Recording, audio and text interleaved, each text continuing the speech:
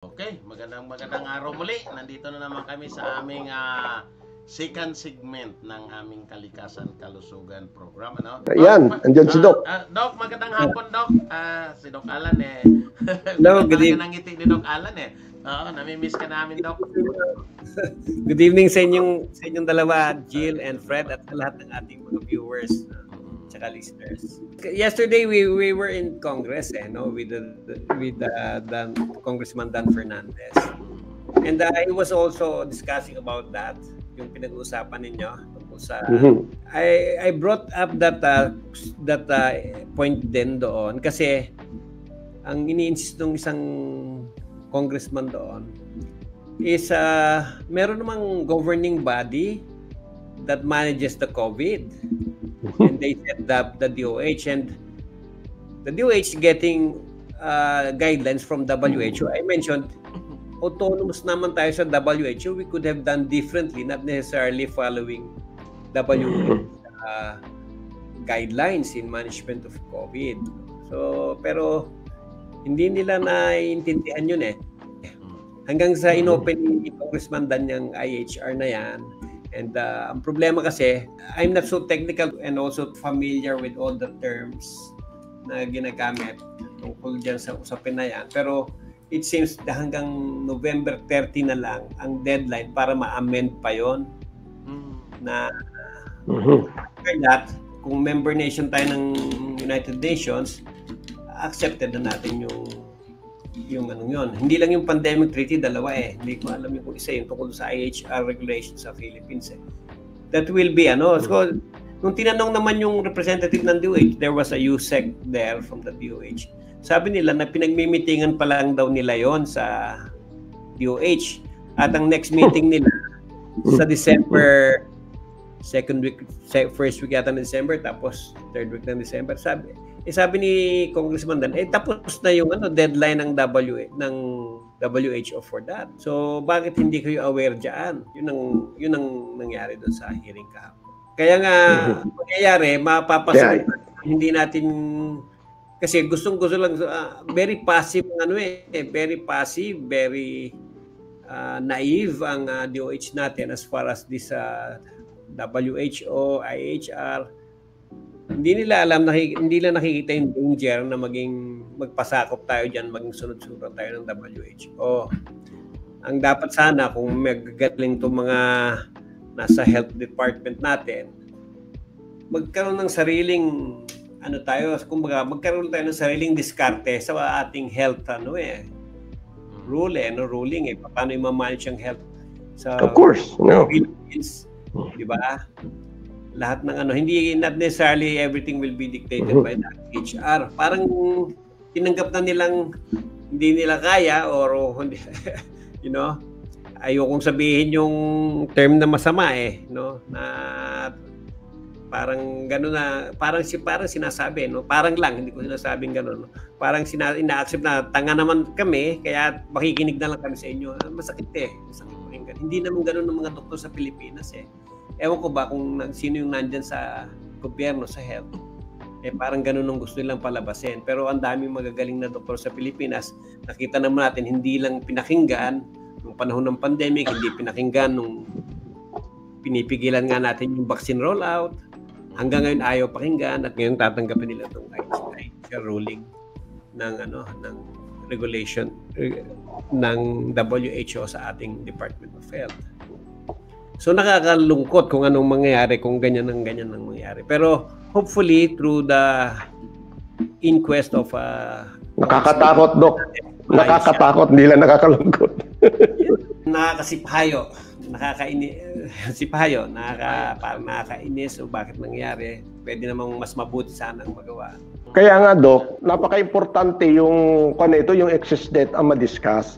Kasi supposedly, that is already 2 years has gone by, or 1 year has gone by. Wala pa silang assessment anong cause ng excess death. Why is it not reported? Why is it that wala pa silang findings doon? That is the cause of the excess death.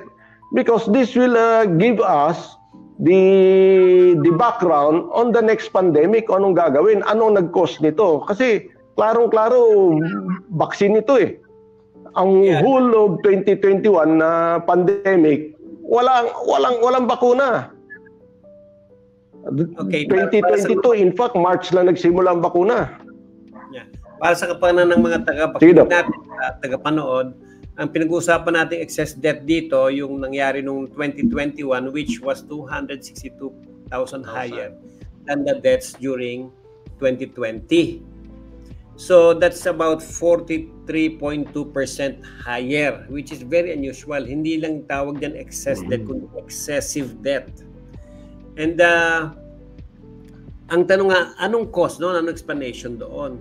Dinidiin namin ng CDCPH kahapon sa Congress, it was the vaccine. Dinidiin ng WHO, FDA, DOH, no?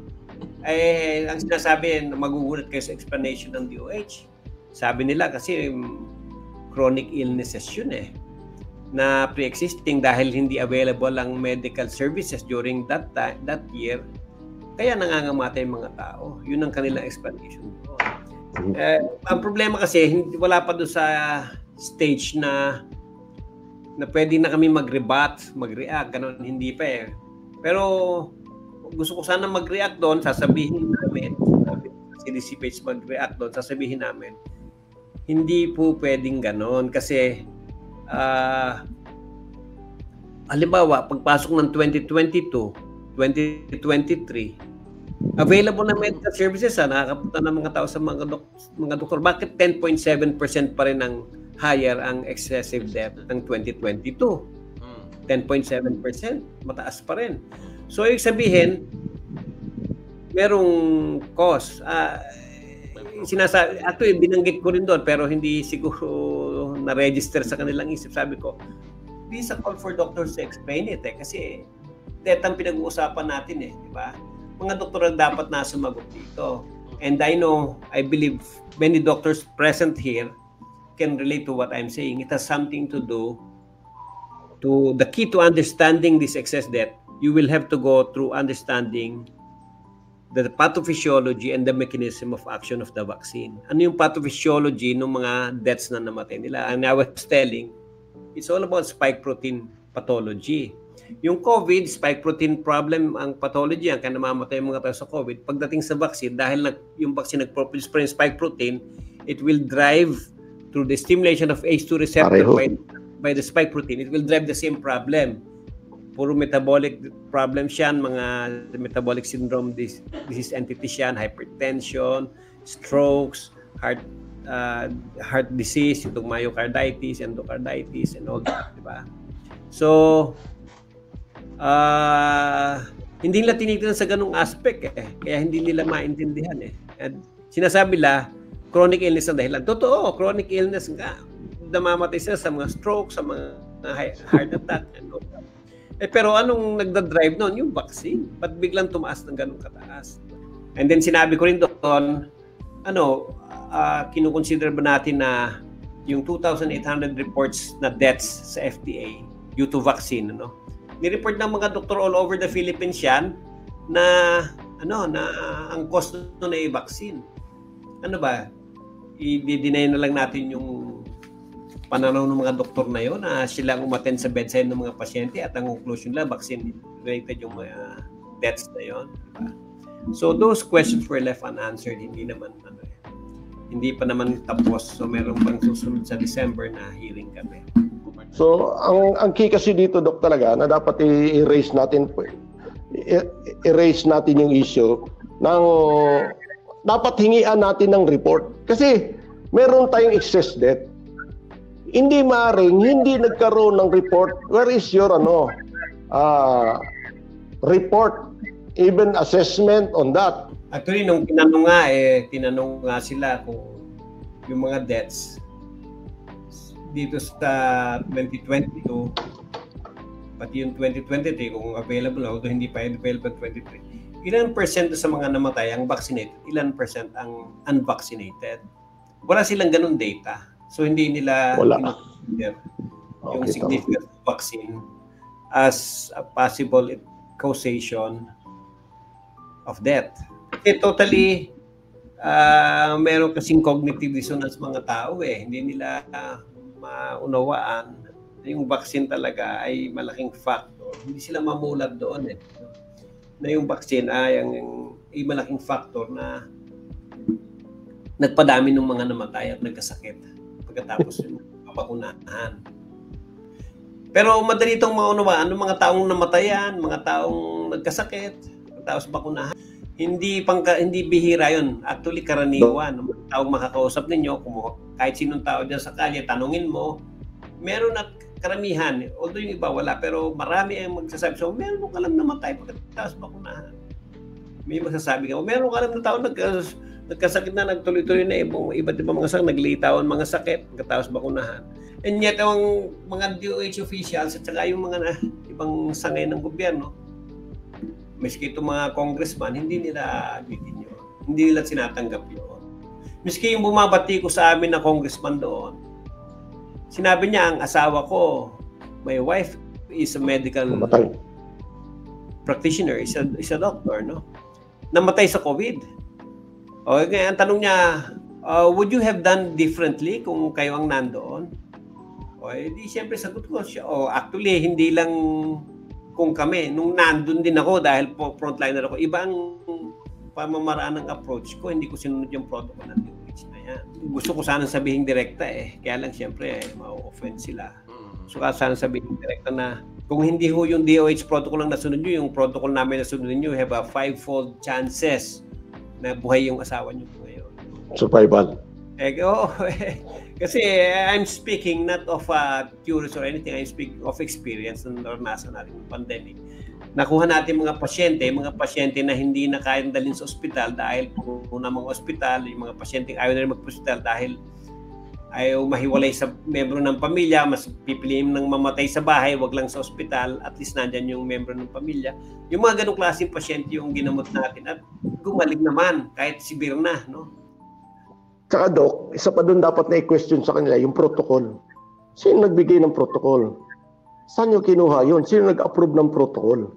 Kasi doon maraming namatay Doon sa protocol na yan Kaya nga dapat kini-question yan ang DOH Actually, hindi natin maiwasan maging emotional. Ako man, nasa Congress, naging emotional Manawa natin yung emotionality ni Jill dahil seryoso kasi sa bagay na ito. Kasi ang daming buhay ang nakataya dito, ang daming buhay na nasawi dahil nga sa nangyari nung pandemic. Diba? Sinunod kasi yung protocol ng WHO. Tingnan nyo ang nangyari. Samantalang pipilit nila yung remdesivir, pagkamahal-mahal, very toxic pa. Tapos, isusuppress nila yung ivermectin. Sasabihin, delikado daw yung ivermectin. Hindi daw safe. Hindi daw effective. Samantalang yung remdesivir, anong basis mo na sabihin safe yun at effective? Wala rin naman silang basis sa remdesivir kung safe and effective at pagkamahal-mahal pa. Di ba? So bakit hindi nyo binigyan ng chance yung ivermectin? May record of safety na yan sa African experience for the past 20 years. Ginagamit na yan continuously doon. Wala namang mga reported na talagang proven na directly namatay dyan sa ivermectin na yan. So, ibig sabihin, proven na safety. So, bakit hindi nyo pagbigyan yung tinatawag na repurpose? Re-repurpose kasi yan, dati nang approve ng FDA yan. I-repurpose mo lang, gamit yan sa ganitong sakit, sa bulate. Nakita naman, meron namang research na magaling din sa virus, but hindi mo gamitin. Total, nabigyan na ng certificate of product registration yan, nabigyan na yan ng go signal ng FDA na pwedeng gamitin ng mga pasyente. Safe siya. Meron ng level of safety siya, acceptable level of safety na niya. Bakit hindi niyo pinagbigyan? At ang ginamit niyo yung experimental medicine na remdesivir, hindi pa nasubukan yan. In fact, sinubukan yan sa SARS-CoV noong 2002. Wala. Sa SARS-CoV noong 2012. Wala, hindi naman effective at saka ang daming toxic effects.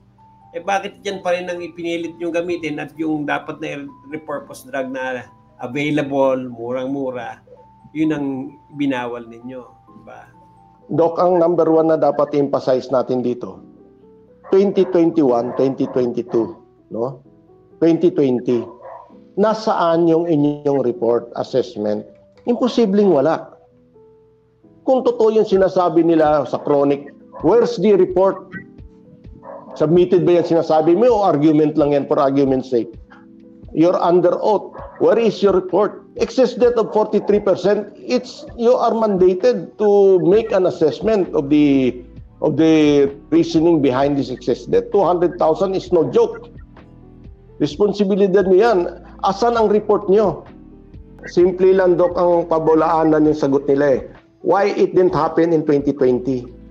Pandemic yun, height. Na wala pa lahat, wala tayong alam ni lahat, ni ho, bumaba ang mortality. Tapos, Doc, number one din sana, Doc, ang pag-usapan yung protocol. Who gave you the protocol? Who established the protocol? Kasi dyan maraming namatay, Doc eh. Yeah, actually, ganito yan eh. Kasi parang ang gustong palabasin ng isang congressman doon. Kaya niya tinanong na, would you have done differently if you were in the government at that time? Yun ang tanong niya eh. If you're working for the government that time, would you have done differently? Ang gusto lang niyang madinig, yes or no pala, no? Pero ang point kasi dito ay ang gusto niyang idiin, hindi naman kayo yung nasa posisyon ng panahon na yun eh. Ba't marunong pa kayo sa kanila? Yeah. Oh. Hindi naman kayo eh. Ba't marunong pa kayo sa kanila? Ganun ang gusto niyang point. Ganun ang gusto niyang idiin. Pero ang tanong, tama ba If yung you were ginawa nila? If you were in their shoes, baka ganun din ang gagawin niyo. Parang yun ang gusto niyo. Ganun din ang gagawin niyo kung kayo nasa kalagayan nila eh. Pero Hindi. Malayong-malayo ang gagawin namin. Kaya ganun ang nangyari sa ginagawa nila, sa pinaggagawa nila. Sunod-sunuran sila sa WHO, hindi sila gumagamit ng sarili nila. Sinabi ko, bakit ang Sweden nag-deviate? Hindi niya sinunod yung mga ibang mga protocol, yung mga lockdowns, hindi siya. Hindi ginawa ng Sweden, di ba? So, pinagmamalaki nga ni Dr. Salvaño, sabi 10 days difference lang daw pag hindi na ipatupad yung mga lockdown. Ang laki ng difference. Kinumpare sa Mexico yung Philippines. Numabot ng 200,000 pasang COVID deaths nila. Tayo nasa 66 lang. Pero ang difference lang, kasi almost parehong population natin eh. Parang 110 million tayo, sila 116. Kaya ginawa niyong comparison. Nauna lang daw tayo ng 10 days. Ang laki ng difference na save daw nila yung napakadaming tao. Sabi ko, hindi yun yung factor na dapat. Tsaka hindi conclusive yung sinasabi niya. So sabi niya, hindi na justify na malaking bagay yung ginawa nilang mga lockdowns at mga face masking, social distancing. Gusto kong i-rebut yun eh. Hindi niya tinignan yung ibang factor, yun lang lockdowns ang tinignan niya, yung mga ginawa nila eh. No? Pero gusto ko nga sabihin eh, tignan ninyo ha. Sa simula't simula, tinatakot niyo yung mga tao sa COVID na ito, kaya kayo nag-lockdown, kaya tinakot mga tao. Pero kung titingnan mo, insignificant ng COVID eh. Sa totoo lang, insignificant. Bakit? Ang namatay sa 2019, kumpara mo sa namatay sa 2020 nung nagsimula ang pandemic, March 11, 2020. Nagsimula na ang pandemic. Pag total deaths ng buong 2020, compare mo sa total deaths of all causes ng 2019, 1% lower pa ang namatay sa 2020. Yan, and yun nga. COVID noon is 11,785. Insignificant ang COVID. Mas mababa pa nga ang namatay ng 2020. Yan, tama, Dok. Diba? Yes. Bakit nyo pinagtatakot mga tao? Ang gusto kong sabihin, sumulat nga ako ng libro noon eh. Sinasabi ko, hindi dapat katakutan itong pandemic na ito dahil 1.89% lang ang case fatality rate nito. Yes. In proportion, disproportionate yung pagtigil nyo ng ekonomiya natin, pinatigil yung turismo, pinatigil yung industriya, pinatigil yung paaralan, pinatigil nyo lahat. Stay at home yung mga tao, ni-lockdown nyo lahat, samantalang napakahinang klaseng viral infection na ito. Tinakot nyo lang ng tinakot. Yun ang gusto kong sabi. Walang chance na magsalita eh. Kaya nga, Doc, alam mo minsan, may kinatatakot ako dito sa HB Bill 9563 din na inano ni Doc ni Dan Fernandez. Binanggit niya dito, Doc, okay lang yung kung mayroong 2/3 ng vote ng Senate dun sa mga amendments ng IHR, International Health Regulation ng WHO. Ay kayang-kaya ho nilang kunin yan, Doc. Yung yung Congress niya, 250-0 eh. Dapat yan, Doc, kung ganyan din lang na maraming mga binatikos dyan ng batas, kasi dapat nakalagay doon eh, outline lang eh. Itong provision nito, anong law ang ating ng batas natin na hindi nirespeto, yun, equivalent doon sa kabilang side. These are the provisions of our Constitution na babaliwalain itong mga provisions dito sa IHR na yan. Sa tamang oras na tayo. Okay, time na. Okay. Doc, ano pong masasabi niyo po ngayon, Doc, sa mga nanonood sa atin sa Radyo Kalusugan, sa Asol TV, sa Kalikasan Kalusugan TV? Ano pong masasabi niyo po? Natuto tayo ng lesson natin during the pandemic.